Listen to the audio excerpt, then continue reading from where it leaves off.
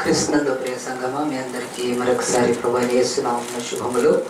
దేవుడి ఉదయ కాలం మనల్ని ప్రేమించి ఇంకొకసారి ఆయన మందిరంలోకి వచ్చి ఆయనను గణపరిచి ఆరాధించి దేవుని వాక్యాన్ని ధ్యానించే కృపను కూడా ఆయన మనకు ఇచ్చినందుకు దేవునికి మనం చెల్లిస్తాం. దేవుని వాక్యములో మరి అనేక సంగతులు ఉన్నాయి. దేవుడు జ్ఞానమై ఉన్నాడు, దేవుని జ్ఞానము క్రీస్తై ఉన్నాడు. ఆ జ్ఞానాన్ని మనము పొందాలని దేవుని యొక్క వాక్యంలో బహు స్పష్టంగా రాయబడింది. కనుక దేవుని యొక్క వాక్యంలో మనందరం కూడా ఒక వచనం చూద్దాము.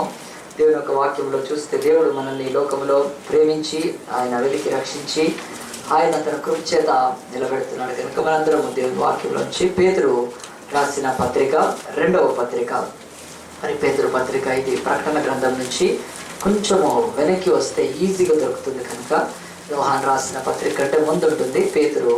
కనుక మరి ఈ యొక్క పేతురు అనే పత్రికలో న్యూ టెస్టిమెంట్లో 2వ మరి పేతురు గ్రంథంలోని లేకపోతే ఆ యొక్క పత్రికలోని 3వ అధ్యాయంలోని ఒక మాట నేను చదవాలని ఆశపడుతున్నాను. 18వ వచనం అందరం కూడా 2వ పేతురు 3:18 చూద్దాం. 2వ పేతురు 3:18 మన ప్రభువును రక్షకుడునైన యేసుక్రీస్తు అనుగ్రహించు కృపయందును జ్ఞానమందును అభివృద్ధి పొందుడి అని చెప్పి పేతురు ఈ పత్రికను ముగిస్తున్నాడు. పత్రిక అంటే లెటరు. ఆయన మరి సంఘాలను ఉద్దేశించి రాస్తూ వస్తున్నాడు. కనుక మరి ఆ యొక్క పత్రికలు రాస్తున్నప్పుడు ఎవరిని అడ్రస్ చేస్తున్నాడో రాసేవాడు, కానీ ముగింపు మాత్రం అక్కడ ఉన్న వాళ్లకు మరి ఆ యొక్క విషయాలు రాస్తున్నప్పుడు ఈ పేతురు పత్రిక మరి బైబిల్లోని ఒక శ్రేష్టమైన అపోస్తలులతో రాయబడిన ఈ గ్రంథము దాదాపు 18వ వచనం చేతనే ముగుస్తుంది. చిన్న పత్రికలు. దానిలో ఒక వాక్యము, మన ప్రభువును రక్షకుడునైన యేసు ప్రభు ఉంటే రక్షకుడుగా తీసుకుంటే కాదు, ఆయనను ప్రభువుగా కూడా అంటే లార్డ్గా మన జీవితాల్లో అంగీకరించి మనం ఏం చేయాలంటే యేసుక్రీస్తు అనుగ్రహించు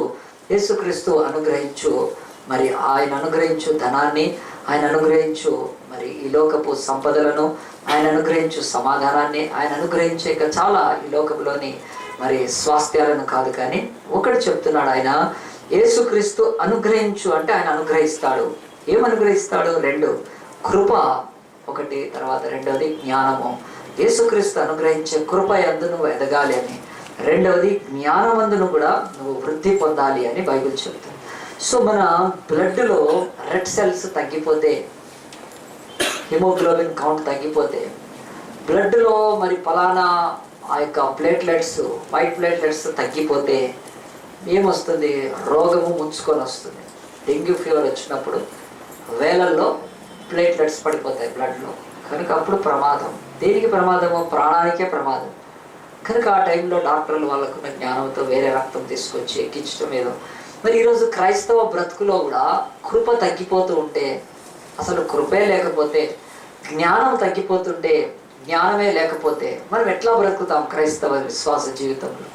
బ్రతకటానికి మరి ఐరన్ తక్కువైనప్పుడు ఎనిమిక్ అని మరి ఐరన్ టాబ్లెట్స్, ఆ యొక్క మెడిసిన్ వాడుతూ ఉంటాం, టానిక్లు. మరి మన బ్రతుకులో కూడా కృప తగ్గిపోయే అవకాశం ఉంది. అసలు కృపే లేకుండా అవకాశం ఉంది. మనం కృప చేత రక్షింపబడ్డాం, కానీ ఆ కృప చేత రక్షింపబడిన సేవింగ్ గ్రేస్ అది లైఫ్ అంతా పనికిరాదు.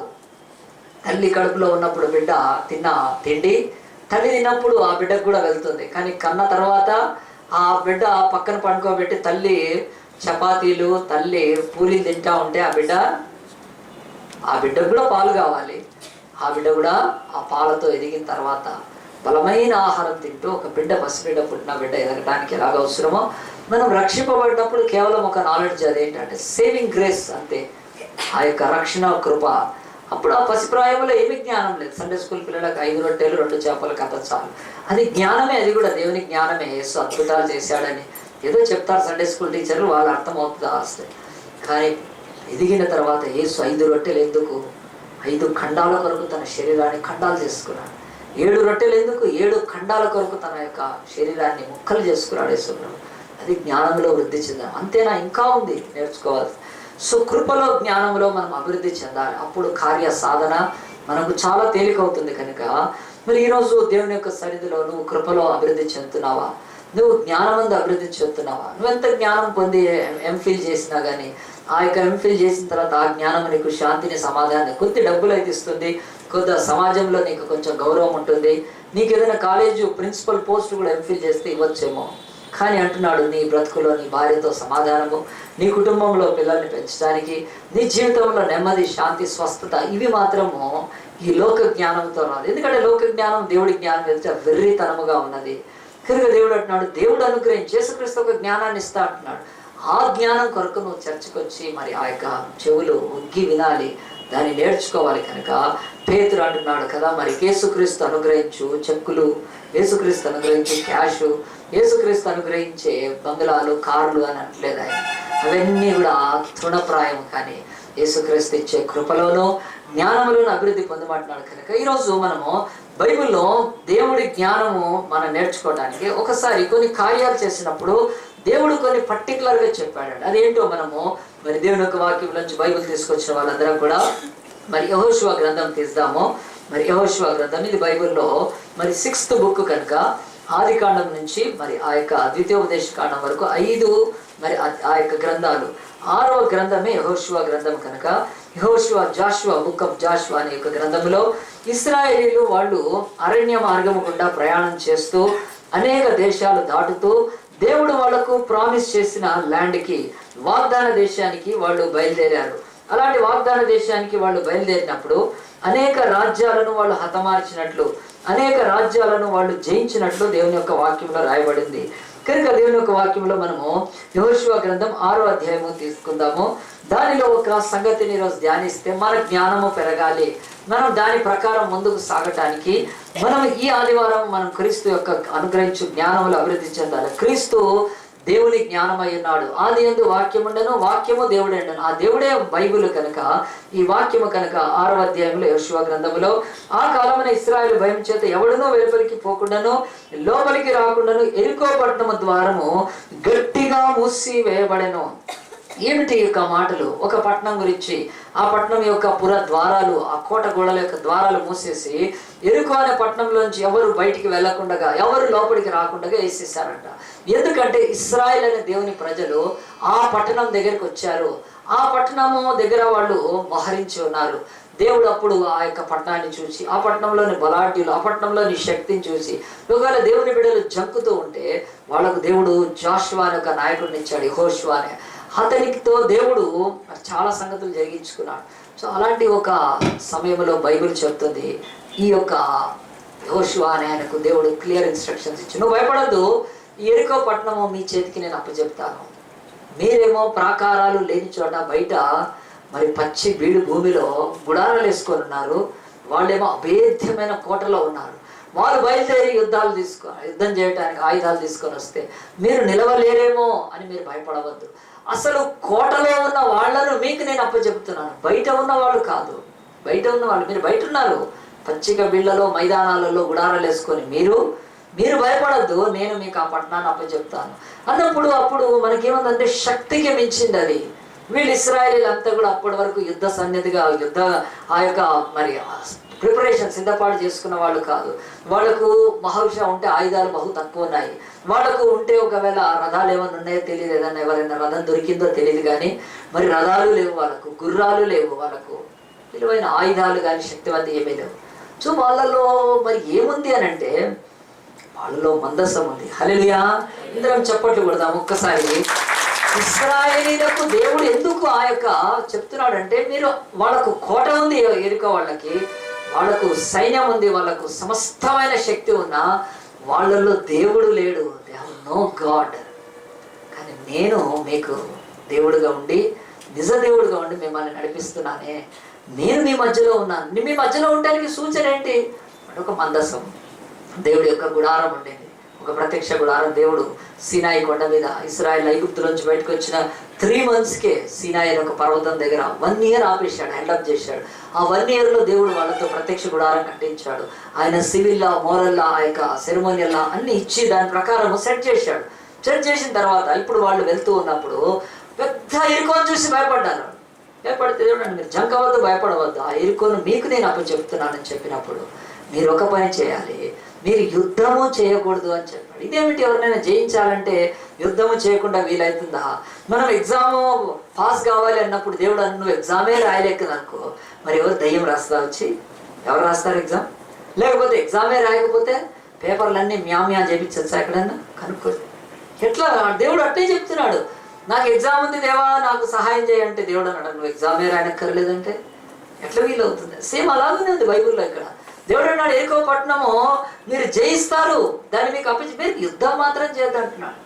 ఇదేమిటి అన్నప్పుడు వాళ్ళకి అర్థం కాలేదు. కానీ బైబిల్లో ఈరోజు మనం నేర్చుకునే ఒక దేవుని జ్ఞాన వాక్కులు ఇక్కడ ఉన్నాయి. దేవుడి మాట యెహోషువ వినాలి. First the servant of God should hear the word of God, then the people should obey to the servant of God. తర్వాత ప్రజలు యెహోషువకు లోబడాలి. అంతే. ఈ లోబడటంలోనే పెద్ద పట్టణాలు జయించబడతాయి.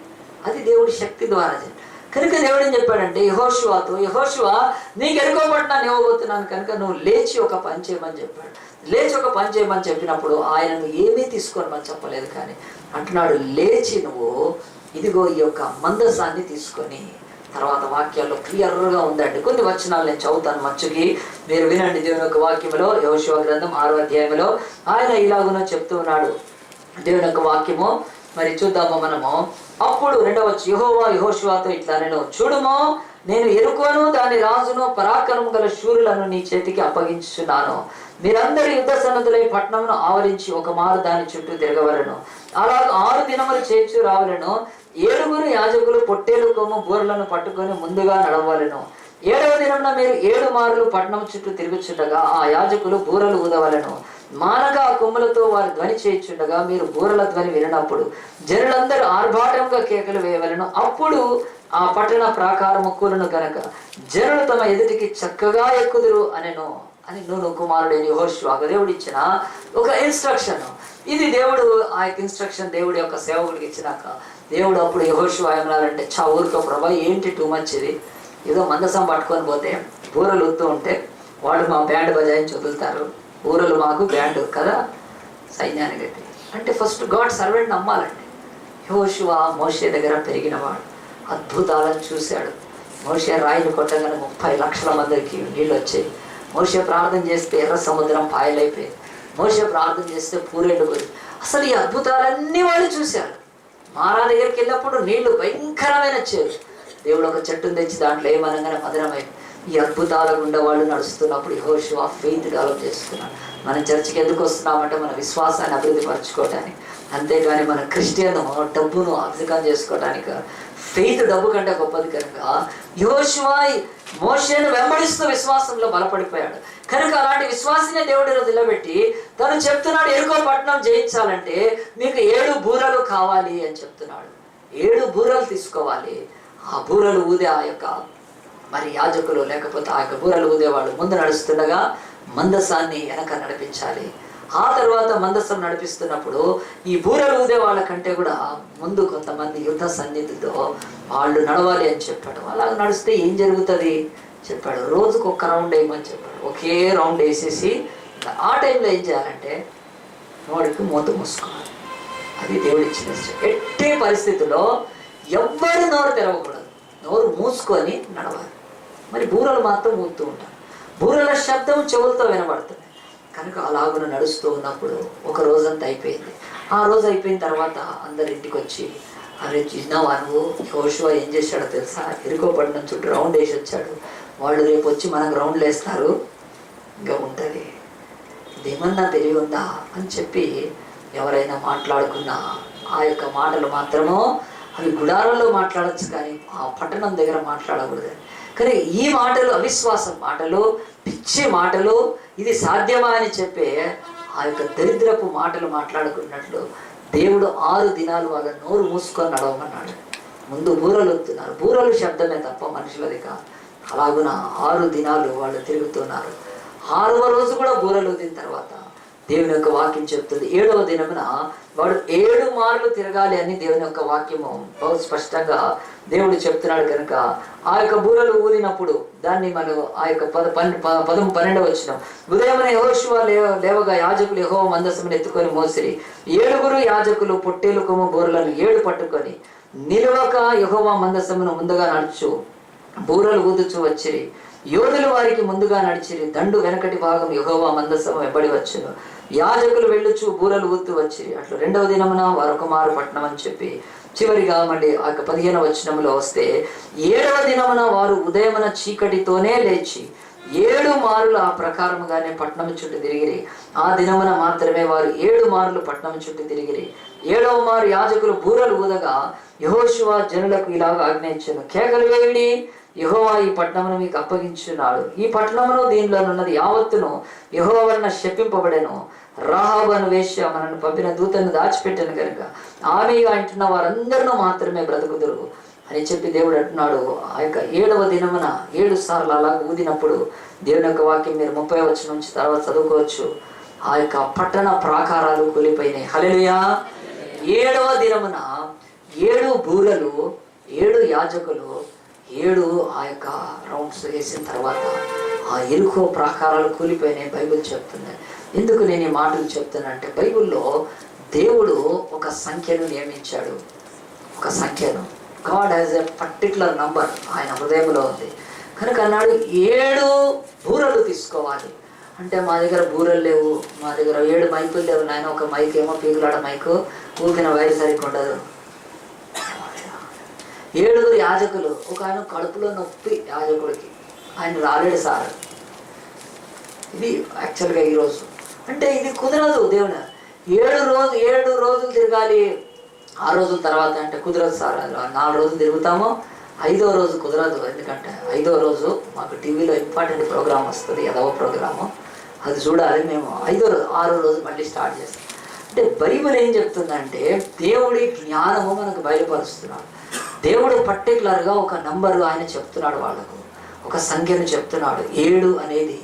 కనుక ఆనాటి యొక్క పట్టణాలలో ఎరుకో పట్టణం బాగా గొప్ప పట్టణము, అది వేశ్యల పట్టణము, అది పొడుపు సొమ్ము సంపాదిస్తూ ఆ పట్టణము సర్వలోకాన్ని నాశనం చేస్తుంది. సర్వలోకాన్ని నాశనం చేసే పట్టణము తన వ్యభిచారముతో. ఆ యొక్క ఎరుకో గోడలు ఎంతున్నాయంటే, ఎరుకో గోడల మీద ఇల్లు ఉన్నాయంట. బైబిల్ చదవండి. మీరు పోయి ఎప్పుడైనా గోల్కొండ కోట చూస్తే, లేకపోతే ఢిల్లీకి వెళ్ళి రెడ్ ఫోర్ట్ చూస్తే, ఇంకేదైనా ఒక కోటలు చూస్తే తెలుస్తుంది. చైనా వాల్ మీద కూడా గుర్రాలు వేసుకొని వెళ్ళొచ్చు, రథాలు వేసుకొని, అంత వాల్ అంతా ఇదిగా ఉంటుంది. కనుక ఈరోజు మనకు 4 ఇంచ్ వాల్ ఆనుకుంటే వెనక్కి పడతాం కదండి. ఈరోజు ఇంత కడుతున్నారు కదండి అపార్ట్మెంట్లలో. కనుక గట్టిగా మేలు కొడితే ఇంకేముండదు అక్కడ కదండి. అట్లా ఉన్న ఈ రోజులు గోడలు ఎంత కడుతున్నారు, అంత 4 ఇంచ్ వాల్ అండి. కానీ ఒకప్పుడు గోడలు కట్టేవాళ్ళు ఎంత గోడలు అంటే, ఆ గోడల మీద ఇల్లుండే అంత అవేద్యంగా కట్టుకున్నారు. ఎవరైనా పట్టణంకి వస్తే వాళ్ళకు వ్యభిచారము ఆ యొక్క ప్రాకారాల మీదనే వ్యభిచారం చేయడానికి పొడుపు సొమ్ముతో ఎరుకో పట్టణము ఆ డెవలప్ అయితే, దేవుడు అంటున్నాడు ఈ వ్యభిచార పట్టణాన్ని నేను నాశనం చేస్తాను. దీన్ని ఎట్లా నాశనం చేస్తానంటే, తరతరాలు ఆ యెహోవా దేవుడు యేసుక్రీస్తుగా ఈ భూమి మీదకి వచ్చి ఆ యొక్క యుద్ధము చేసేంత వరకు ఆ యొక్క యుద్ధము ఇవి గుర్తుండాలి. ఏమిటంటే, దాన్ని ఎవ్వరూ కూలగొట్టనక్కర్లేదు. మీరు నా ఆజ్ఞకు లోబడి కూలగొట్టాలి దాన్ని, నా మాటకు లోబడి కూలగొట్టాలి దాన్ని, నా మాటకు లోబడి జయించాలి, నా మాటకు లోబడి మీరు సంఖ్యను పాటించాలి. 7 యాజకులు 7 బూరలు తీసుకొని 7 దినాలలో 7వ దినమున 7 సార్లు మీరు దాన్ని చుట్టూ తిరిగినప్పుడు పెద్దగా కేకలు వేయమన్నాడు. అంతే, కేకలు వేసినప్పుడు వెంటనే ఆ యొక్క ప్రాకారాలు కూలిపోయినాయండి. బైబిల్ ఈరోజు మనకి ఏమి నేర్పిస్తుందంటే, 7 అనే ఒక సంఖ్యను బైబిల్ చెప్తూ మన జీవితాల్లో 7 దేవునికి సంబంధించిన సంఖ్య. ఇది పరిపూర్ణ సంఖ్య. కనుక యేసుక్రీస్తు గుడి చేత 7 నక్షత్రాలు ఉన్నాయని ఆయన రాయబడింది. మరి యేసు ప్రభు ఆ యొక్క దేవుడి ఎదుట 7 ఆత్మలు ఉన్నాయని రాయబడింది. దేవుని ఎదుట మరి 7 దీపాలు ఉన్నాయని రాయబడింది. సంఘములో 7 సంఘాలకు దేవుడు ఆయన రాస్తూ ఉన్నాడు. సో 7 సప్త స్వరాలు అని మనం ఈరోజు నమ్ముతున్నాం. ఈరోజు ఎన్ని స్వరాలనైనా సంగీతం వాళ్ళు చేసిన సరిగమ పదనిస ఆ యొక్క స్వరాలు 7 ఉన్నాయి. కనుక ఏదో దీంట్లో ఒక సంఖ్య ఉన్నది, ఇది పరిపూర్ణమైన సంఖ్య. సో ఈ సంఖ్యను బట్టి దేవుడు అంటున్నాడు పాపాన్ని కూల్చగలుగుతాడు. నీ బ్రతుకులో అభేద్యమైన శత్రు సంబంధమైన ఒకటి ఉంటే, నీకు 7 అనే సంఖ్య నీ జీవితంలో దేవుడు మాట్లాడితే, నీవు ఆ యొక్క దేవుడికి ఆజ్ఞకు లోబడితే అది నీ ముందు కుప్పగూలిపోవాల్సిందే. 7 సంవత్సరాల నుంచి నేను ఎంటాడుతుంది. ఒకవేళ నీవు దేవునికి లోబడి 7వసారి ఆ యొక్క దేవుని యొక్క పరిపూర్ణ సంఖ్య ఎంచి ఒకవేళ ఇష్టపడితే నీ బ్రతుకులో నీ శత్రువు కోటను నువ్వు జయిస్తావండి. కనుక నీ జీవితంలో అది ఎలాంటి వేదనైన, దుఃఖమైన, బాధ అయినా ఈ యొక్క 7 దేవునికి సంబంధించిన సంఖ్య కనుక వెళ్ళి నువ్వు ఆ యొక్క దేవునికి లోబడితే ఆ కార్యం జరుగుతుంది. మొదటిది చూపించానండి, 7 సార్లు 7 యాజకులు 7 బూరలు ఊదితే వాళ్ళు తప్పకుండా ఇదయ్యారు. రెండవది చూపిస్తాను, చూద్దాం. అందరం కూడా మనము రాజుల గ్రంథం తీద్దాం. అందరం కూడా రాజుల గ్రంథం తీద్దాము. కొంచెం ముందుకు వస్తే రాజుల గ్రంథాలు ఉంటాయి. మరి 2వ రాజుల గ్రంథం తీద్దాము. 2వ రాజుల గ్రంథం తీసి 5వ అధ్యాయం తీద్దాం. ఇది కూడా ఏ దేవుని బిడ్డ అయినా క్రైస్తవుడికి ఇది చెప్పనక్కనవలసిన లేని అధ్యాయము. 2వ రాజుల గ్రంథం 2 కింగ్స్ 5th చాప్టర్లో ఒక మంచి మాట ప్రారంభంగా ఉంది. ఏమనంటే, సిరియా రాజు సైన్యాధిపతి అయిన నయమానుడు ఒకడు ఉండెను. అతని చేత యెహోవాయే సిరియా దేశమునకు జయము కలుగజేసి ఉండెను. కనుక అతడు తన యజమాని దృష్టికి గనుడై దయ పొందిన వాడైన అతడు మహాపరాక్రమం కలిగి ఉండెను. కానీ అతడు కుష్టు రోగి అని బైబిల్ చెప్తుంది. ఇశ్రాయేలు యొక్క దేశం మనం ఇందాక చూసినప్పుడు యెహోషువ వాళ్ళను నడిపిస్తున్నప్పుడు, ఎరుకో పట్టణాన్ని కూల్చినప్పుడు, దాన్ని జయించినప్పుడు, దాన్ని కాల్చినప్పుడు, దాన్ని ఓడించినప్పుడు వీళ్ళకు దేశం అనేది లేదు ఇశ్రాయేలుకు. ఈరోజు తెలంగాణ అనేది ఒక స్వరాష్ట్రం ఎలాగో లేదో తెలంగాణ ప్రజలకు, అలాగనే ఇశ్రాయేలుకు ఒక దేశం, రాజ్యం లేదు. కానీ ఇక్కడ బైబిల్ చదివేటప్పటికి వాళ్ళకు రాజ్యం ఉంది, వాళ్ళకు పొలిమేరలు ఉన్నాయి, వాళ్ళకు రాజు ఉన్నాడు, వాళ్ళకు సైన్యం ఉన్నది, వారికి సంపత్తు ఉంది, వారికి సొత్తు ఉంది, వాళ్ళకి అడ్మినిస్ట్రేషన్ A to Z ఉంది. మరి అలా ఉన్నప్పుడు వాళ్ళు ఒక దేశం చేత ఓడిపోయారు, పక్క దేశంలో. సిరియా అనే దేశం వాళ్ళకు ఉత్తర దేశం. మనకు పాకిస్తాను, ఆఫ్ఘనిస్తాన్ ఎలాగున్న నార్త్ టిబెట్, చైనా ఉన్నాయో భారతదేశానికి, ఇస్రాయెల్ అనే దేశానికి ప్రపంచ పటంలో ఉత్తర భాగాన సిరియా అనే దేశం ఉంది. సిరియాకు క్యాపిటల్ డమస్కస్, ఈ రోజు కూడా అదే క్యాపిటల్. ఆ యొక్క సిరియా దేశపు ఒక సైన్యాధికారి నయమాను, చాలా గ్రేట్ వ్యాలియంట్ ఆయన పడి ఇశ్రాయేలుని జయించాడు. జయించి ఎంతో దోచుకొని వెళ్ళిపోయాడు. వెళ్తా ఒక చిన్నదాన్ని కూడా ఇంటికి తీసుకొని వెళ్ళిపోయాడు, ఇంట్లో పనికి పెట్టుకోవడానికి. చెర తీసుకొని వెళ్ళేవాడు. అతని ఇంట్లో వెళ్ళినప్పుడు ఆ యొక్క ఇశ్రాయేలు ఓడిపోయిన సమయంలో ఆ ఇంటిలో, తన ఇంట్లో పనిచేసి ఒక ఇశ్రాయేలు చెప్పింది, అయ్యో నా యజమాని ఒకవేళ షమ్రోన్లో ఉన్న నా ప్రవక్త దగ్గరికి వెళ్తే ఎంత మేలు, ఆయన ఏదైనా చేస్తాడు. ఈ మాట విని వెంటనే ఆ యొక్క మేడం, మా ఇంట్లో అమ్మగారు ఏం చేశారంటే, ఈ చిన్నది చెప్పింది కరెక్టా కాదా అని చెప్పి ఆమె నమ్మి ఏం చేసిందంటే, తన భర్తకు చెప్తే, భర్త వెళ్ళి రాజుకు చెప్తే, రాజు అయ్యో నా సైన్యాధికారి నువ్వు స్వస్థపడడం కంటే నాకేం కావాలని చెప్పి వెండిచ్చి, బంగారం ఇచ్చి, దుస్తులు ఇచ్చి, రథాలు ఇచ్చి పంపిస్తే ఆ నయమాను నేరుగా ఇశ్రాయేలు రాజు దగ్గరికి వెళ్ళాడు. రాజు దగ్గరికి వెళ్తే రాజు ఏం చేశాడంటే, అయ్యా నన్ను స్వస్థపరచు అన్నాడు. స్వస్థపరచు అంటే ఆయన బట్టలు చింపుకున్నాడు రాజు. మీరేంటి, నేను దేవుడు నా స్వస్థపరచడానికి కుష్టుని, మొన్ననే వచ్చి మమ్మల్ని మెత్తగా తోమిపోయారు, మీరు మెత్తగా నున్నగా మొత్తం దోచుకో, ఇంకోసారి యుద్ధం కొరిచారా మీరు అని అన్నప్పుడు ఆ సంగతి రాజు దగ్గర, రాజు సముఖంలో జరిగింది. ఆ దేశంలో నా ప్రవక్త ఎలీషాకు తెలిసిందని. ఎలీషా అన్నాడు, దేశంలో ప్రవక్త లేడనుకుంటున్నావా, దౌర్భాగ్యుడా రాజు, నీ దగ్గరికి కాదు వచ్చింది, ఆయన నా దగ్గరికి వచ్చాడు, పంపుమన్నప్పుడు వెంటనే నయమాను రథాలు వేసుకొని వెళ్ళాడు ఎలీషా దగ్గరికి. ఎలీషా ఆ దగ్గరికి వెళ్ళినప్పుడు ప్రవక్తగా ఆయన తను రథాలతో వస్తున్నాడు అన్నప్పుడు ఒక సైన్యాధికారి ఆ దేశాన్ని ఓడించి, ఆ దేశాన్ని నాశనం చేసి, ఆ దేశాన్ని దోచుకొని, ఆ దేశం మీద అధికారం కూడా కలిగి ఉన్న ఒక పరాయి సైన్యాధికారి వస్తున్నప్పుడు, అప్పుడు ఈ యొక్క ఎలీషా ఏం చేయాలంటే, ఎదురుగా ఊరి గవినిలోనే పోయి బొకేలు తీసుకొని, దండలు తీసుకొని, రెడ్ కార్పెట్ తీసుకొని పోయి, ఓ రాజరాజ శ్రీ శ్రీ శ్రీ శ్రీ శ్రీ శ్రీ శ్రీ నయమాను గారికి, అంటే కుష్ఠోడు నయమాను గారికి స్వాగతం స్వాగతం సుస్వాగతం అని బూరలు ఉదించి ఆయన తీసుకొని రావాలి కదా. ఇది న్యాచురల్గా ఈరోజు చాలామంది దైవ సేవకుల యొక్క దుస్థితి, బహుఘోరమైన స్థితి. ఎవడైనా ఒక పొలిటికల్ లీడర్ వస్తే చర్చికి లేచి వాడిని ఇన్వైట్ చేస్తున్నారు. ఎవడైనా ఒక పనికి వాళ్ళని తాగుబోతూ, వాళ్ళ లోకంలో ఏదైనా గొప్పోడై ఉంటే పాస్టర్లు వాళ్ళ ఒక ఆత్మను వాళ్ళ పాదాల దగ్గర అమ్ముకొని వస్తున్నారు. ఈరోజు వాడు ఎంత తోడైనా, ఐఏఎస్ అయినా ఐపీఎస్ అయినా దేవుడి సేవకుడి కంటే గొప్పోడు ఎవడు కాదు. ఇది బైబిల్ చెప్తున్న సత్యం. ఎవ్వరు అక్కర్లేదు. ఎవడో వస్తే వాడేం చేస్తాడు, వాడు తాగుబోతూ, వాడు బతికే కుళ్ళిపోయి నాశనం అయిపోయి సమాధికి దగ్గరగా పాతాళానికి సమీపంగా ఉంటుంది. వాడు దేవుడితో సేవకుడితో సమానం ఏంటి? అవసరం. వాడు యుద్ధం చేస్తుండొచ్చు, సైన్యాధికారి ఉండొచ్చు, వాళ్ళ దేశాన్ని జయించి ఉండొచ్చు, కానీ వాడు కుష్టు వ్యాధోడు, అది మర్చిపోవద్దు. Is a leopard person. Leprosy శరీరానికి వ్యాధి, పాపము ఆత్మకు వ్యాధి. రాసి పెట్టుకోండి. Leprosy is the disease of the body, sin is the disease of soul అన్నాడు ఒక ఆయన. ఈ యొక్క శరీరానికి ఉండే వ్యాధులు ఉన్నాయి, ఎన్నో ఉన్నాయి, దాంట్లో ఒక లెప్రసీ.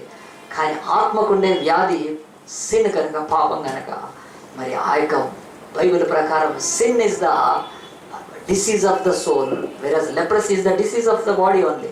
కనుక ఈ శరీరానికి ఎన్నో వ్యాధులు వస్తాయి. మరి అలాంటి ఒక వ్యాధిగ్రస్తుడు, ఒక కుష్టి వ్యాధుడు వస్తుంటే రథాలు తీసుకొని, వెండి తీసుకొని, బంగారం తీసుకొని వస్తుంటే లేచి వెళ్తున్నాడండి. ఒకడు ఇక్కడే ఉండేవాడు, ఒకడు మోహన్ నగర్లో ఉండేవాడు, ఒక సేవకుడు. వాడి దగ్గరికి ఎమ్మెల్యే వస్తుంటే ఆరాధన ఆపి వెళ్ళిపోయాడండి. ఆరాధన నడుస్తూ ఉంటే ఆ చర్చికి ఆ రోజు ఎమ్మెల్యేని పిలిస్తే ఈయన ఆరాధన మధ్యలో ఆగిపోయి వేసుకొని ఆయన రోడ్డు మీద పూలు చల్లుకుంటూ తీసుకొచ్చాడు. అదే రోజు ఆ చర్చిలో ఉండే ఒక 3 పిల్లలు వచ్చి నాకు అన్న ఇట్లా చేశాడండి. మరి చర్చే కాదు, వాడు సేవకుడే కాదు. ఎవడో ఎమ్మెల్యే వస్తే వాడిని పూలతో చర్చిలోకి తీసుకొని రావడం ఏంటి సార్? వాడిని ఇక్కడ కూర్చోబెట్టడం ఏంటి? అది ఎంత? ఎందుకనంటే దేవుని జ్ఞానము లేదు అలాంటి దొంగ సేవకులకు, పాస్టర్లకు. కనుక వాళ్ళు బతుకు తెరువు కొరకు, కడుపు దేవత వాళ్ళకు కనుక ఫిలిప్పీ పత్రిక రాసినట్టు వాళ్లకు డబ్బు కొరకు ఏదైనా గడ్డి తింటారు కనుక దేవుడి బిడ్డలు తినారండి. మరి ఏం చేశాడు? నయమానం వస్తుంటే ఎలీషా ఇంట్లో కూర్చున్నాడు, హాయిగా కాఫీ తాగుతా ఉన్నాడు. ఏం పట్టించుకోలేదు. వచ్చాడు. ఏం వెల్కమ్ లేదు, దండలు లేవు, బోరలు లేవు. నయమాన్ వచ్చేస్తే ఏం వెల్కమ్ లేదు. అప్పటికే నయమానికి ఏమవుతుందంటే మండుతా ఉంది. నేను వస్తుంటే మై ఆయతో కొయ్యి నహి హైదర్, ఏం వాడు మండుతా ఉంది. ఎందుకంటే ఆ దేశాన్ని జయించిపోయాడు. చివరికి వచ్చాడు, చెప్పాడేమని, అయ్యా నయమాను ఫస్ట్. ఆ ఎలీషా బయటికి కూడా రాలేదండి. పోయి ఏం చెప్పాడు చదవండి, బైబిల్లో ఎంత స్పష్టంగా ఉంది. ఈ రోజు కూడా ఎలీషా ఆత్మ కలిగిన వాడైన సేవకుడు ఉంటే అతను దేశానికి, దేశాలకు ఆశీర్వాదం అండి. ఎలీషా లాంటి ఆత్మ కలిగిన వాడు. దేవుని యొక్క వాక్యంలో చూద్దాం మనం ఆ మాట. 10వ వచనం, ఎలీషా నీవు యోర్దానుకు పోయి 7 మార్లు స్నానము చేయము. 5వ అధ్యాయము 10వ, 7 మార్లు స్నానము చేయము, నీ ఒళ్ళు మరలా బాగా నీవు శుద్ధుడవగుదవని అతనితో చెప్పుటకు ఒక దూతను పంపాను. ఆయన కూడా బయటికి రాలేదండి. పోయి మునిగి బాగుపడాలి. నేను బయటకు వచ్చాను. నీ వెండి చూసి, నీ బంగారం చూసి, నీ అధికారం చూసి, నీ దర్పాన్ని చూసి, నీ పరాక్రమాన్ని చూసి, నీ శౌర్యాన్ని చూసి నేను ఏమీ భయపడేది లేదు. నేను వచ్చేది కూడా లేదు. నువ్వు నాకు ఇచ్చేది ఏమీ లేదు. నీకు మాత్రం స్వస్థత. నువ్వు కుష్ఠోడివి, అది గుర్తుపెట్టుకో.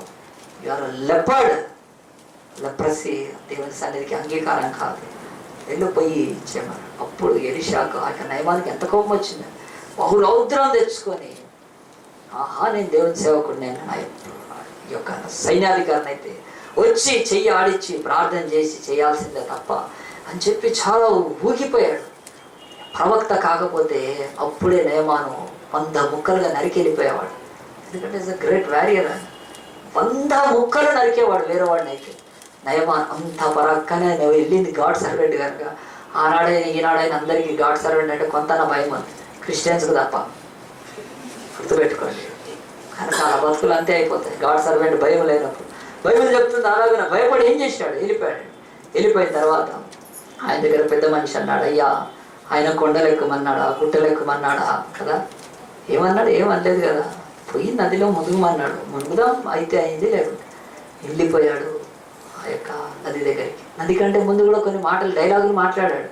ఆయన పెద్ద డైలాగ్ కింగ్. ఆయన ఏమంటున్నాడు కదా, మా దేశంలో, సిరియా దేశంలో అబయాయు, అవనాయు, ఆ తర్వాత ఫర్ఫరా నదులు లేవా? మీ యోర్దాను నదిలో మునగాల? మా దేశంలో ఎన్ని నదులు లేవు? మీ ఆంధ్రప్రదేశ్లో వచ్చి మూసిలో మునగాల? కైసా మూసిలో మునుగమంటాడేంటండి? మా దేశంలో ఎన్నో ఉన్నాయి నదులు, మా రాష్ట్రాల్లో. అదే ఆయన అన్నాడు, అయ్యా మునుగు, ఏదో మునిగితే మునుగన్నాడు. పోయాడండి. బైబిల్ ఎందుకు ఇంత స్పష్టంగా ఇక్కడ దేవుని నోట, ఆ యొక్క దేవుడి ప్రవక్త నోట దేవుడి మాట 7 సార్లు మునగాలి. 7 సార్లు మునిగితే తప్పలేదు. పోయి ఉంటాడు నయమాను, బట్టలు తీసేసి ఉంటాడు. 1 bar, 2 bar, 3 bar, 4 bar, 5 bar. మంచి పాట నేను చిన్నపిల్లలకు సండే స్కూల్లో నేర్పించాను. నా మానక అలా కోడి చంగా హోగా నేర్పించేవాడు పాట. 10 ఏళ్ళలో ఒకసారి కాదు 2 సార్లు. ఒకసారి మునిగి లేచి ఉంటాడు. ఏమన్నా కొంచెం ఉందా? ఏమి లేదు, చూడరా, ఏమి లేదు, కుజ్జిపోయినాయి పోతా. రెండోసారి వెనక చూడరా, ఏమన్నా పోయిందా? ఎక్కడ పోతుంది? ఏం పోదు. వెనక పోదు, ఎక్కడ పోదు. ఎన్నిసార్లు చూసుకున్నా. దగ్గర నువ్వు దగ్గరకు వచ్చి ఇక్కడ ఏమైనా పోయింది? ఏం పోలేదు సార్, ఏం అట్నే ఉంది. 5 సార్లకు కూడా 6 సార్లకు ఇంత కుష్టి పోయి ఉండదు.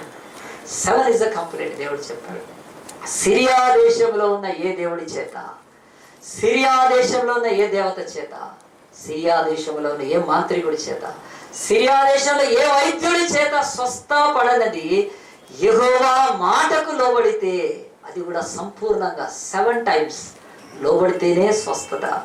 ఈరోజు నా బతుకులో అయినా నీ బతుకులో స్వస్థత ఎప్పుడు వస్తుంది?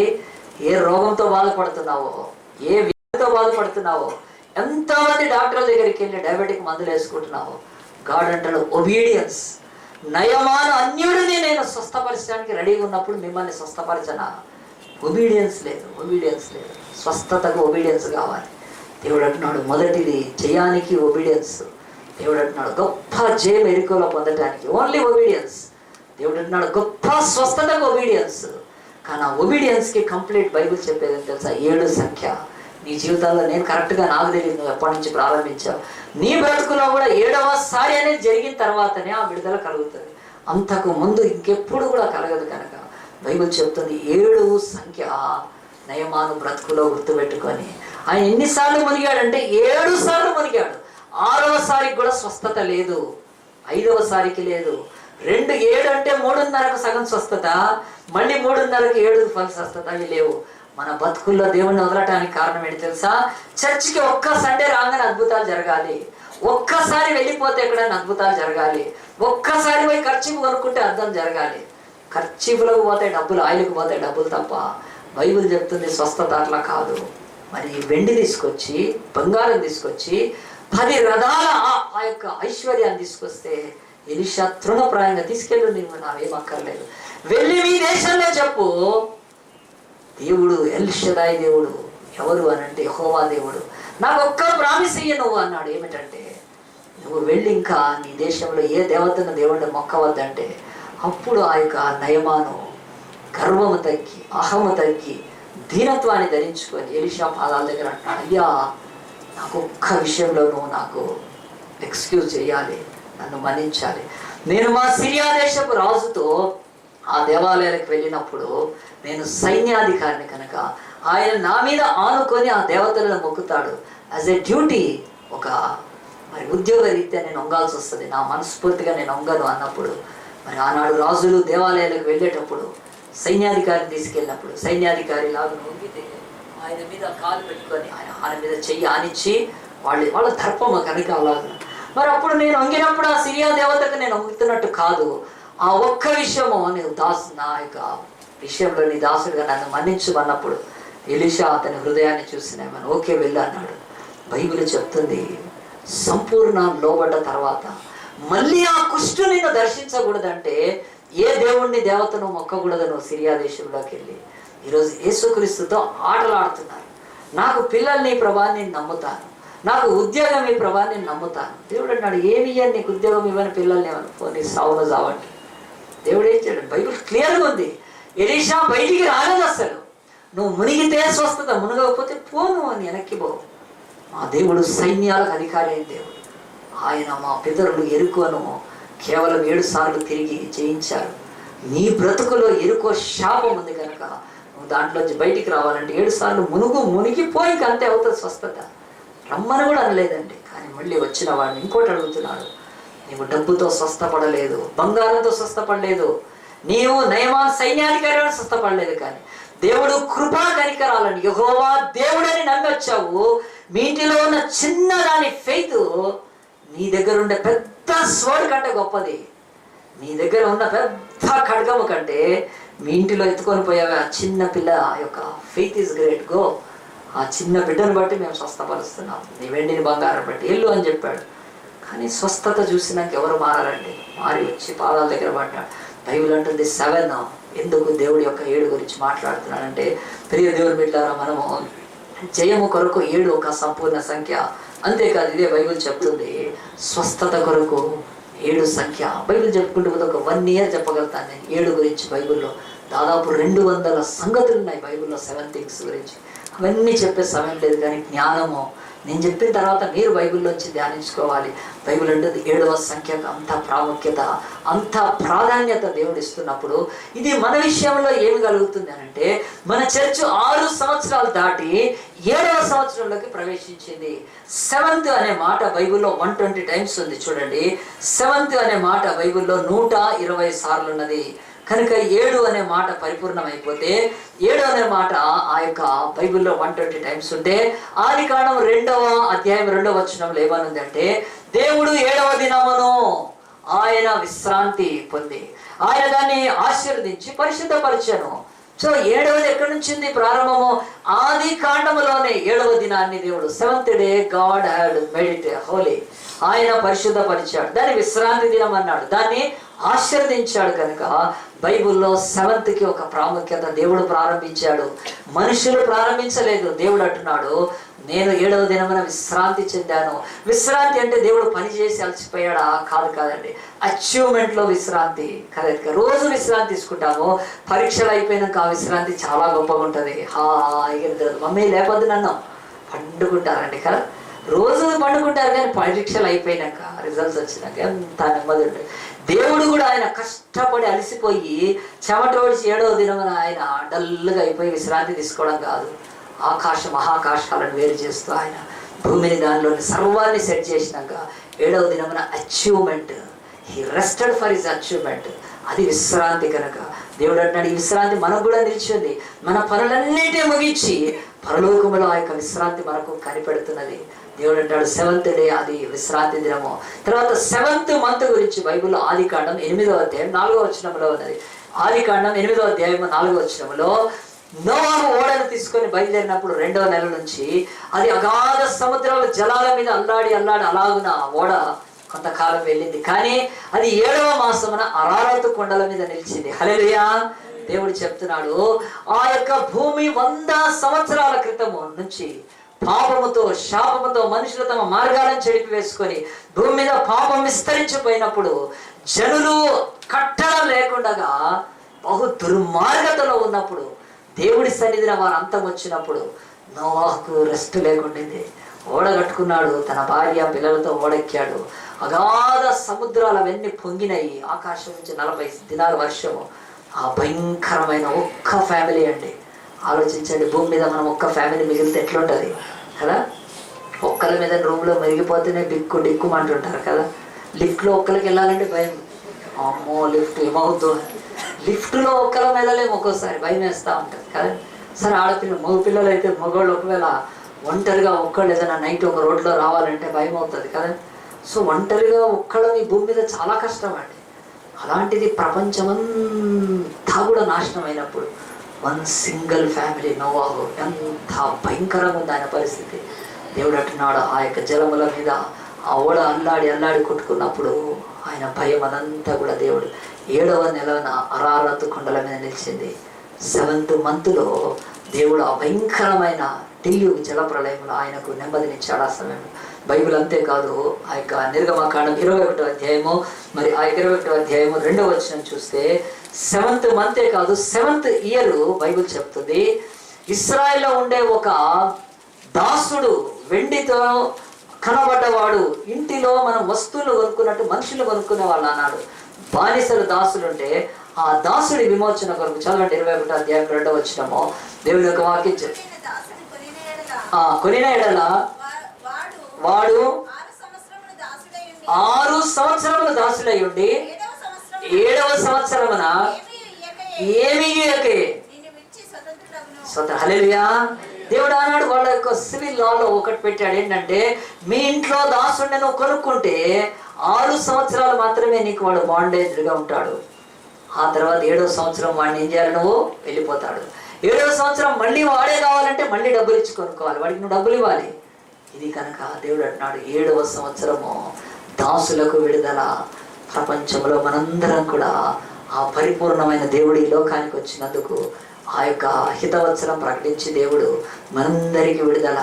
డబ్బు లేకుండా, వెండి లేకుండా, బంగారం లేకుండా, కొబ్బరికాయ లేకుండా, పూలు లేకుండా, నల్లబట్టలు ఎర్రబట్టలు తెల్లబట్టలు లేకుండా, పూజలు పునస్కారాలు లేకుండా, పాలు లేకుండా, నెయ్యి లేకుండా, దేవుడు అంటాడు రక్తం లేకుండా, పశువుల యొక్క ప్రాణం లేకుండా, ఉచితముగా మీరు పాపమునకు దాసులు కనుక నా కుమారుడు హితవత్సరము ప్రకటించి, అదే క్రీస్తు శకము. దేంట్లో ఉన్నామంటే మనం కిరణ్ కుమార్ రెడ్డి ప్రభుత్వంలో కాదు, క్రీస్తు శకములో ఉన్నాం. దాసులమైన మనము దేవుడు ఉచితముగా అంటున్నాడు, వెళ్ళిపోండి మీరు. పాపముతో పట్టుకొచ్చారు, రాళ్ళు కొట్టి కొద్దిసేపట్లో చంపేస్తారు.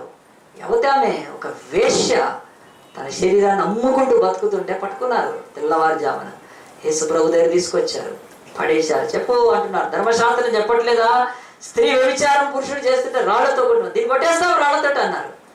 సరే కొట్టండి అన్నాడు. యేసు ప్రభు వంగి నేల మీద రాస్తున్నాడు. కొద్దిసేపు అయినా కడిగి మాట్లాడవేంటంటే, మీలో ఎవరైనా పాపం చేయని వారు ఉంటే వాడు రాయేయచ్చు, రాయి అప్పుడే వదిలిపెట్టద్దు, పట్టుకోండి రాయి. మీలో పాపము చేయని వాడికే శిక్షించే హక్కు ఉందని మళ్ళీ రాస్తూ ఉంటే ఒక్కొక్కడు వచ్చి చూసి వాడి బతుకు బండారం బయటపడుతుంటే రాళ్ళు వదిలేసి వెళ్ళిపోయినప్పుడు ఆ వేశ్యని అంటున్నాడు, నీకు విశ్రాంతి గో, ఒక్క రూపాయి డబ్బు ఇవన్నీ కర్లేదు, ఒక్కొక్క రాయి నీ మీద కాదు నా మీద కొడతారు రేపు, నా శరీరం అంతా రంధ్రాలు పడిపోతుంది. నేను నిన్ను విడుదల చేయటానికి పరిపూర్ణుడైన దేవుడు నరవతారమే 7 కనుక శిలువ మీద 7 మాటలు పలికాడు దేవుడు. ఆయన 7 మాటలలో మన యొక్క ప్రేమ చూపించి శాప పాపముతో మరణ సంబంధికులను ఫ్రీగా అంటున్నాడు, మీరు వెళ్ళిపోండి. ఆ దేవుడిని దర్శనం చేసుకోవాలంటే 25,000, ఈ దేవుడు గుట్ట ఎక్కాలంటే ఇంత ఖర్చు అవుతుంది, ఆ అర్చన చేయాలంటే ఇంత అవుతుంది, ఈ పూజ చేపిస్తే ఇంత అవుతుంది, లేకపోతే జ్యోతి చూడటానికి పోతే జ్యోతి గల్లంత అవుతుంది, పోయి నదిలో మునగటానికి పోతే స్టేషన్లో తొక్కిసలాట అవుద్ది. మరి నదిలో మునగటానికి పోయి ఎంతమంది వస్తున్నారు పేపర్లో. ఏమి ఇవ్వనక్కర్లేదు, ఉచితముగా మీరు దాసులు పాపమున, నేను వదిలేస్తున్నాను, వెళ్ళండి వెళ్ళిపోండి, మంచిగా బతకండి అంతే. అమ్మా నేను కొట్టి చంపేస్తే రక్తంతో ఇక్కడ నీ శవము, కుక్కలు నీ రక్తం తాగుతాయి, కుక్కలు నీ శవాన్ని తింటాయి. ఎందుకంటే నువ్వు వేసావు కనుక అసలు నీకు ఎవడున్నాడో తెలియదు. అలాంటి వేసే శవాన్ని తీసుకుపోయి ఎవరు పాతి పెట్టేవాళ్ళు కాదు, కుక్కలు వచ్చి పీక్కొని పోయాయి. కానీ నన్ను పాషాను మృగాలు, నన్ను గురుపోతులు పీక్కొని తింటారు. రేపు శిలువ దగ్గర నన్ను పొడుస్తారు, పర్వాలేదు, నేను మిమ్మల్ని విడుదల చేస్తాను. ఐఆమ్ 7, నేను 7 పరిపూర్ణ దేవుడను. డబ్బులు ఇచ్చి రక్షించేవాడిని కాదు, లేకపోతే మాయ మాటలు చెప్పి రక్షించేవాడిని కాదు. ప్రేమను కళ్ళారా చూపించి ఇదే చేతులతో రొట్టెలు పెట్టాను, ఇదే చేతులతో మిమ్మల్ని ముట్టుకున్నాను, మీరు ఇచ్చినవి కూడా తిన్నాను. నేను నీలో ఒకడినై మీ పాపాన్ని మోసాను. 7 అని బైబిల్ చెప్తున్నాను. ప్రియదేవులారా, ఒక ఇలస్ట్రేషన్ చెప్పి ముగిస్తాను. ఒక దగ్గర ఒక డిస్ట్రిక్ట్లో ఒక ఆమెకు డెలివరీ అయితే, డెలివరీ కాగానే ఆమె ఏం చేసిందంటే పోయి చక్కగా సంతోషపడింది. డెలివరీ అయింది బిడ్డ, కానీ బిడ్డ పుట్టగానే చచ్చిపోయారు. చాలా వేదన, బిడ్డ పుట్టాలి. చచ్చిపోయిన తర్వాత ఏమైంది, సరే ఆ హాస్పిటల్లో ఏదో చూసుకొని మొత్తానికి ఆమె డెలివరీ అయినాక ఆమె ఉండాల్సిన రోజులు ఉండి వచ్చేసింది. మళ్ళీ 1 సంవత్సరం దాటిన తర్వాత మళ్ళీ ఆమె గర్భం దాల్చింది, మళ్ళీ బిడ్డ చచ్చిపోయింది. వెంటనే వాళ్ళకి డౌట్ వచ్చి, ఏంటి ఇట్లా బిడ్డ చచ్చిపోయింది. ఆమెకు చెకప్ చేయించారు, మంచి మెడికల్ డ్రైవ్ ఇది ఇచ్చారు.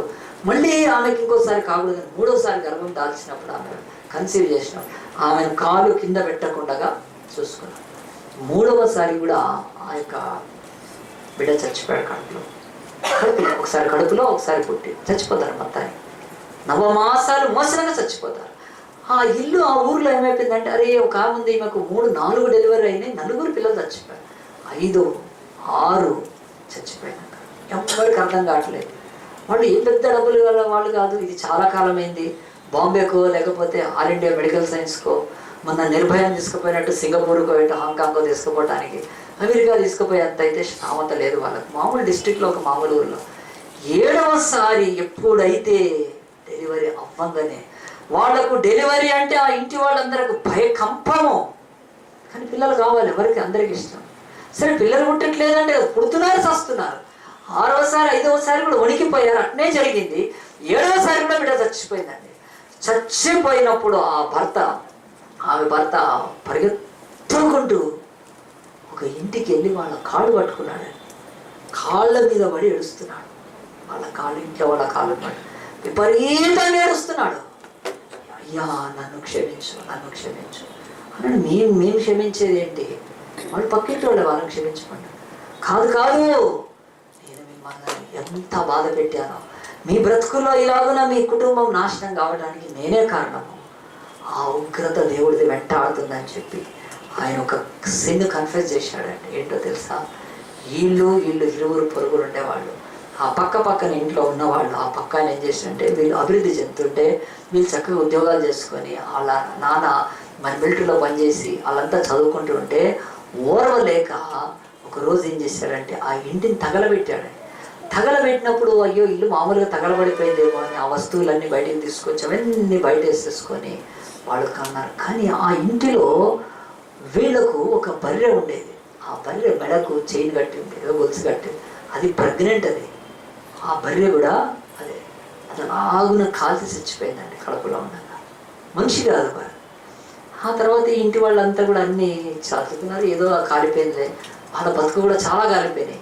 అసలే పేదరికం అంతంత మాత్రం, వాళ్ళు ఏదో పట్టగట్టారు. కానీ పొరుగున ఎవ్వరు అనుమానించలేదు, వీడే కాల్చాడని. వీళ్ళింటినే ఎవ్వరికి తెలియలేదు. 7 సంవత్సరాలు 8 సంవత్సరాల తర్వాత పిల్ల పుట్టడం చావడం. అప్పుడు పరిగెత్తుకొని వచ్చి ఆ ఇంటి ఆయన పేరు దేవదాస్ గారు, అయ్యా దేవదాస్ గారు నన్ను క్షమించండి, ఈ పాపంకి నేనే కారణమని ఒప్పుకున్నారండి. ఎందుకు ఈ మాటలు చెప్తానంటే, అనంతపూర్లో కదిరిలో జరిగిందండి. ఆ ఇల్లు కాల్చబడింది ఎవరో కాదు, మా అమ్మ ఇల్లే కాల్చబడింది. మా అమ్మ చిన్నగా ఉన్నప్పుడే ఇల్లు కాల్చేసారు పక్కనోడు. మా తాత దేవదాస్ గారు మిలిటరీలో పనిచేసేవాడు. ఆ సంఘటన ఎందుకు నేను చెప్తున్నా అంటే, మా అమ్మ మాకు చాలాసార్లు చెప్పింది. ఆ పక్క వాళ్ళు కాలేస్తే 7 సార్లు దేవుడు ఇచ్చేసాడు.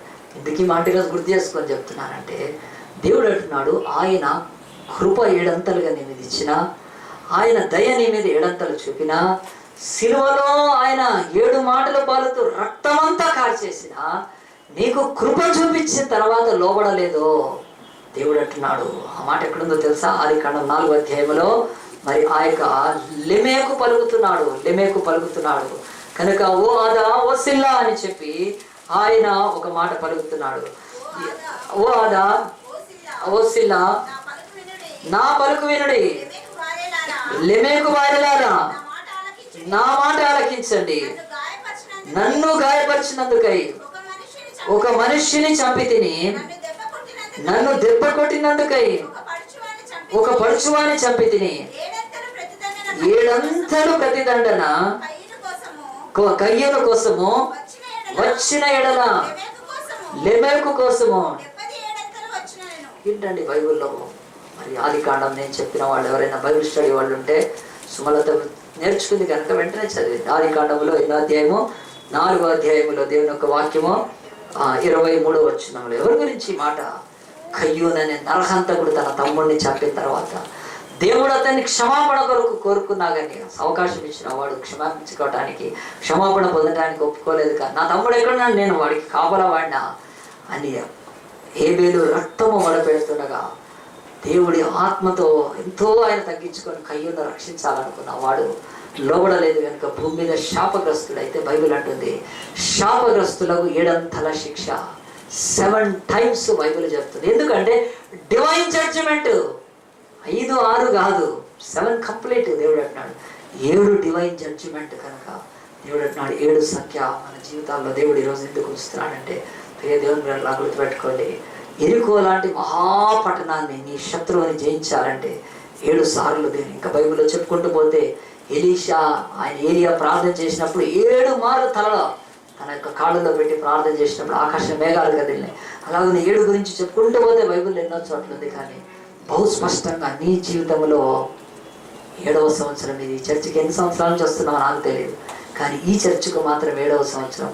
ఈ 7వ సంవత్సరంలో 7 అంతల శిక్షకు పాత్రలు అవడానికి ముందుకు వెళ్ళిపోతావా, లేకపోతే 7 అంతల ఆశీర్వాదంలో దేవుని దగ్గర నుంచి పొందుతావా? ఎంతో దూరం నుంచి వచ్చిన నయమాను 7 సార్లు మునిగి ఆయన చక్కగా స్వస్థత పొందుకున్నాడు. ఎంతో దూరం పోయి అభేద్యమైన కోటను ఎరుకో గోడను 7 సార్లు దాన్ని దేవుడు ఆజ్ఞకు లోబడి వాళ్ళు జయించగలిగితే, మన కొరకు శిలువ మీద 7 మాటలు పలికిన యేసు ఒక్క మాట అయినా నీకు నీ బ్రతుకులు అన్వయించుకుంటున్నావా? తలలో ఉంచుదాము, ప్రార్థన చేద్దాము. బైబిల్ చెప్తుంది 7వ దినము విశ్రాంతి దినము, 7వ నెల అరారాతు కొండల మీద ఓడ ఆగింది. 7వ సంవత్సరము దాసులకు విడుదల. కనుక దేవుడు అంటున్నాడు ఈ చర్చికి విడుదల ఈ సంవత్సరం కలుగునగాక. ఈ సంవత్సరం ఈ చర్చికి 7వ సంవత్సరం గొప్ప విడుదల కలుగునగాక. ఈ సంవత్సరంలో ప్రార్థన రాని వాళ్ళు ఈ సంవత్సరం ప్రార్థనకు వారు సమర్పించుకోవాలి.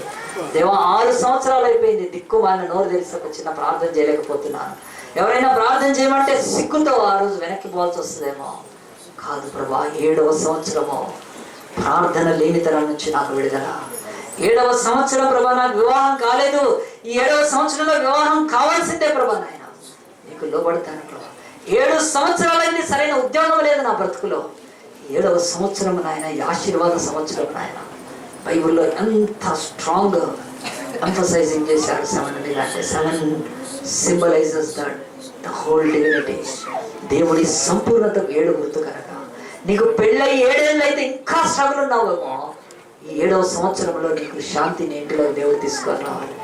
నీ బ్రతుకులో ఎంత సంపాదిస్తున్నా 7వ సంవత్సరము ఆర్థిక విడుదల దేవుడు నీకు ఇవ్వాలనుకుంటున్నాడేమో. కలిసి చిన్న సేవకుడితో మీరు కలవండి. దిక్కుమాలిన మాటలు నమ్మద్దు. నేను చెప్తున్నాను, నేను 7 సంవత్సరాలు విలేజ్ మినిస్ట్రీ చేశాను. తర్వాత నా బ్రతుకులో నేను కష్టపడ్డా, నా కష్టాలు నాకు తెలుసు.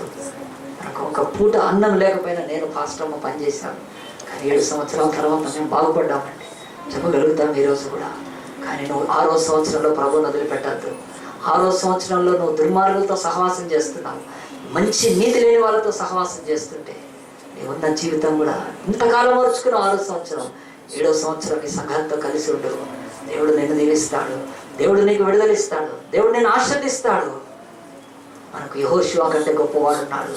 యెహోషువ బూరలు ఊదించేవాడే, కానీ యేసు ప్రభు బ్రతుకు ఏమైపోయిందంటే ఆయన నోరు చిల్ల పెంకు వల్ల అయిపోయి దప్పి కొనుచున్నారనే మాట పలకలేని స్థితిలో ఆయన నీ కొరకు ప్రాణం పెట్టాడు. నయమాను 7 సార్లు మునిగాడేమో, 7 సార్లు వెళ్ళని చెప్పాడేమో, కానీ ఎలీషా కంటే గొప్పవాడు యేసుక్రీస్తు. 7 సార్లు ఆయన వీరవడ మునగమల్లే, కానీ ఆడ యొక్క భయంకరమైన దెబ్బలకు యేసు ప్రభు ఆయన శరీరము హింసలో మునిగిపోయింది. మనకు పెత్తాలతో కొట్టినప్పుడు ఆయన శరీరం మీద చర్మం లేదు. ఆయనను చూస్తే వికృతంగా చంపల దగ్గర నుంచి మొహము కండలు ఊడిపోయినాయని చరిత్రకారులు చెప్తున్నారు. బైబిల్లో రాసింది తక్కువే, అది నువ్వు ఊహించుకోవాలి, అది నువ్వు ధ్యానించాలి, నువ్వు వీక్షించాలి. కనుక యేసు మనుష్యులు చూడనుండని వానిగా, మనిషి ముఖం కాలిపోయినాడో చూడలేము, యాక్సిడెంట్ అయ్యి లారీ కింద ఫేస్ పడితే ఆ ఫేస్ చూడలేము, అంతకంటే వికృతంగా యేసు ప్రభువును కొట్టారు. ఆయన అంటున్నాడు, నేను నీ కొరకు శ్రమల్లో మునిగాను బిడ్డ, 7 మాటలు పలికాను. 7వ సంవత్సరం నేను బాగు చేయాలనుకుంటున్నాను. నీ బ్రతుకులో నువ్వు సంపూర్ణతలకు రావాలని ఆశపడుతున్నాను. నీ ప్రార్థన, నీ విశ్వాసము, నీ నీతి, నీ భక్తి, నీ పరిశుద్ధత అసామాన్యమైనగా మారాలి. నీ ఇచ్చుటలో కూడా నువ్వు ప్రభు దగ్గర దొంగ ఉండనక్కర్లేదు. ఎందుకు భయపడుతున్నావు? బ్యాంకులు పెడితే డబ్బులు ముంచుకొని పోవట్లేదా? పోయి చిట్టి కంపెనీలో కడితే వాడు ఎత్తుకొని వెళ్ళిపోవట్లేదా?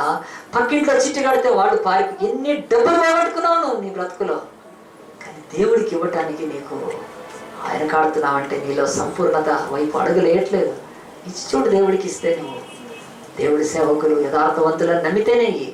లేకపోతే ఈ యొక్క న్యూ టెస్టిమెంట్ చర్చ అంత దొంగ లెక్కలు ఇక్కడ అంటే ఇయ్యదు, నువ్వు నమ్మకం ఉన్న చోటి. కానీ దేవుడు అంటున్నాడు, నీ ఇచ్చుటలో విడుదల కలిగి ఆశీర్వాదం పొందాలి. ప్రభుని అడుగుతావా? యేసయ్యా 7 సంఖ్య 7వ సంవత్సరంలోకి వచ్చాము నాయన. అనంతపురం కదిరిలో జరిగింది. మా అమ్మ చిన్నగా ఉన్నప్పటి నుంచి మేము గుర్తుపెట్టుకొని చెప్పగలుగుతున్నామంటే, కయ్యూను మీద 7 అంతలు వచ్చిందని అంటాడు వాడి కొడుకు ఒకడు లెమేక్ అని. వాడు అంటాడు, కయ్యూనికి 7 అంతలు వస్తే నా మీద 70 అంతలు వచ్చిన కాక అని శపించుకుంటున్నారు వాళ్ళు. ఈరోజు మన కుటుంబాలు ఇంకా శాపాన్ని అనుభవించాలా? లేకపోతే 7వ సంవత్సరం విడుదల పొందాలా? 6 సంవత్సరాల నుంచి ఏ పాపానికి బంద్ అయి ఉన్నావు? అబద్ధాలకు, చెడు మాటలకు, పొద్దు మాటలకు, మత్తు పదార్థాలకి, సినిమాలకి, షికార్లకి, దేనికి బానిస అయ్యావు 6వ సంవత్సరం వరకు. దేవుడు అంటున్నాడు, ఇది చర్చది 7th ఇయర్. దేవుడు నీకు విడుదల ఇస్తాడు. సిద్ధపడి ఈ సంవత్సరము ఈ కుటుంబానికి అలాంటి ఆశీర్వాదాన్ని ఇవ్వాలని దేవుడు ఆశపడుతున్నాడు. అందరం కూడా ప్రార్థన చేసుకుంటారు. యేసయ్యా నా కొరకు నాయన, నువ్వు 7 కొండలు ఎక్కలేదు, కానీ ఒక్క కలువరి కొండ మీదకి సిలువ మోసుకొని వెళ్ళావు నాయన. నన్ను ఉచితముగా విడుదల చేయడానికి ఇష్టపడుతున్నావు. ఈ చర్చిలో 7వ సంవత్సరం నేను వస్తుంది. 7వ సంవత్సరం అవునో కాదో, కానీ ఈ సంవత్సరంలో ఈ సంఘంలో నేను గొప్ప ఆశీర్వాదం పొందుతాను ప్రభా. నా హృదయాన్ని నీకు ఇస్తాను. యెహోషువ లోబడ్డాడు, యెరికోను జయించాడు. నయమాను లోబడ్డాడు, ఎవ్వడు బాగు చేయలేని కుష్టుడు బాగు చేసుకున్నాడు.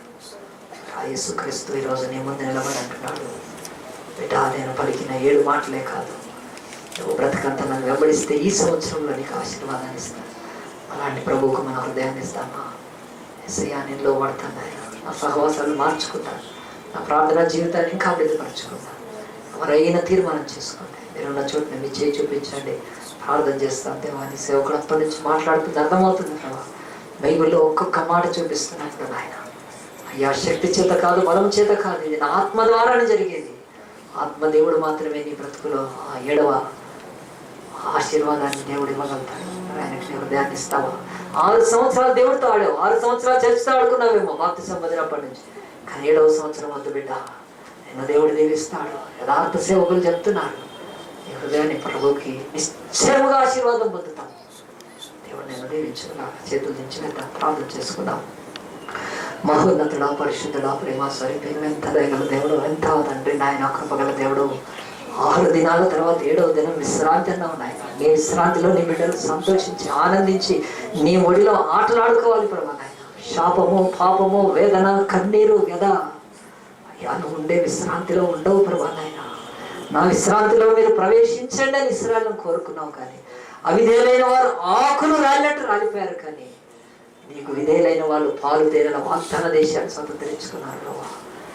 అలాగే ప్రభా 7 గురించి చెప్తున్నాయన. ఎరుకో గోడల్ని ప్రభా 7 మార్లు నీకు విధేయత చూపినప్పుడు కూల్చగలిగిన దేవుడు మా దేవుడు నాయన. కుష్టు లాంటి భయంకరమైన ఆయన అపవిత్రతను 7 సార్లు నదిలో మునిగితే స్వస్థపరిచిన దేవుడు ఆ దేవుడవే 7 సార్లు నాయన మాకు సిలువలో రక్తం కారుతున్నప్పుడు, నోరు పిడసగట్టుకొని పోయినప్పుడు, గుండె ఆగిపోతున్నప్పుడు, శరీరం అంతా రక్తం కారుతున్నప్పుడు కూడా మానవ జాతిని ప్రేమించి సమర్పించుకొని నీ 7కు పరిపూర్ణ ప్రేమను చూపిన యేసయ్యా నీకు దూరం అయితే మేమేమవుతాం నాయన. 7వ సంవత్సరం ఆశీర్వాదం పొందుటకు మాకు సహాయం చేయండి ప్రభా. నీ మాటకు లోబడే కృపను దయచేయండి. 6 సార్లు కాకపోవచ్చు, 7వసారి లోబడితే ఖచ్చితంగా మేము విడుదల పొందుతాం నాయన. మా జీవితంలో ప్రతి చోట 7కు ఎంతో ప్రాముఖ్యత ఉంది. కానీ 7వ సంవత్సరం నన్ను కూడా ఈ సంఘంతో ప్రభావ మీరు దీవించమని ఆశీర్వదించమని ప్రార్థిస్తుండగా ప్రభా నాయన. ఇదిగో చేతులెత్తిన బిడ్డలను ఒక్కొక్కరిని మీరు జ్ఞాపకం చేసుకొని వారి జీవితంలో అలాంటి సంపూర్ణ ఆశీర్వాదాలు నడిపించి నీ నామానికి గొప్ప మహిమ తెచ్చుకోవాలి. మేమెవ్వరమన్నా ఆ యొక్క ప్రభావ కయ్యూన పిల్లల వలె 7 అంతలు మా మీదకి శాపం అని కోరుకోకుందాము కాక నాయన. 7 అంతలని ఉగ్రత కాదు నాయన, 7 అంతలు నీ యొక్క ప్రభా నా తండ్రి నాయన. మరి ప్రభా నాయన ఆ యొక్క కోపం మా మీదకి రాకుండా మమ్మల్ని మేము నా తండ్రి ఆ యొక్క 7 అంతలు శిక్ష పొందిన సిలువ దగ్గరకు వచ్చి కాపాడుకునే కృపను నాయన ఈరోజు ఈ వాక్యం ద్వారా అనుగ్రహించి మీరు ముందుకు నడిపించుకోండి. ఈ 6 సంవత్సరాలు ఈ చర్చిల్లో నాయన ఎవరెవరు ఏ బాధలు పొందుతున్నారో 7వ సంవత్సరంలో విడుదల కలుగునుగాక నాయన. ఆశీర్వాదం బిడ్డల మీదకి వచ్చునుగాక ప్రభా నాయన. దాన్ని ఎవ్వరూ ఆపజాలరు ప్రభా నాయన. నీ పరిశుద్ధుల సొత్తు, నీతిమంతుల సొత్తు ఎవ్వరు కూడా నీవు అన్నాను అడ్డుకోడు. నీతిమంతులు 7 సార్లు పడిన తిరిగి లేస్తాడని సామెతలు 24:16 అన్నావు ప్రభా. మేము నీతిమంతులం కనుక లేస్తాం ప్రభా. 7వ సంవత్సరం గొప్ప ఆశీర్వాద సంవత్సరం ఈ చర్చికి బిడ్డలకు దయచేసి నీ నామాన్ని గొప్ప మహిమ తెచ్చుకోవాలి. ఎత్తబడిన వాక్యానికి నీరు పోసి నిరంతరం మీరు ఫలించారు. బలహీనలేని ఎన్నికలేని నన్ను నాయన నిలబెడుతున్నందుకు స్తోత్రాలు వందనాలు చెల్లిస్తూ ఈ కొద్ది ప్రార్థన మనల్ని యేసు పరిశుద్ధ నామాన్ని బట్టి అడిగి వేడుకుంటున్నాము తండ్రి.